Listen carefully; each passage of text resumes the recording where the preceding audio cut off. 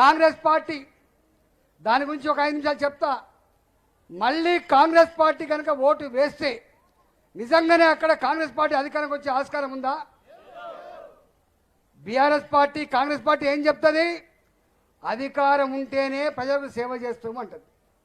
మరి ఢిల్లీలో అధికారం లేని కాంగ్రెస్ పార్టీకి ఓటేస్తే వస్తాయా రోడ్లు, వస్తాయా రైల్వే లైన్లు, వస్తాయా రామగుండ ఎరువుల ఫ్యాక్టరీ, వస్తాయా నీకు గ్యాస్ కనెక్షన్లు, వస్తాయా నీకు నిధులు?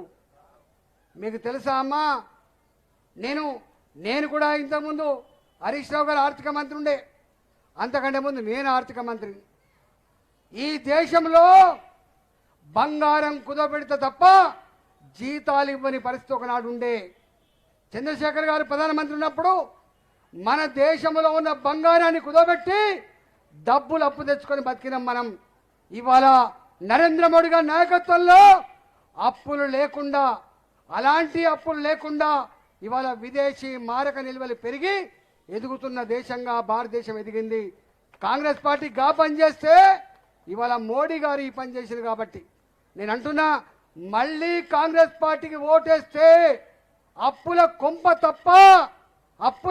తప్ప అడక్క తినుడు తప్ప మనకేం ఒరిగే ఆస్కారం లేదు. కాబట్టి కాంగ్రెస్ పార్టీ కూడా మనం ఓటేస్తే మన రాష్ట్రానికి వచ్చే లాభం లేదు.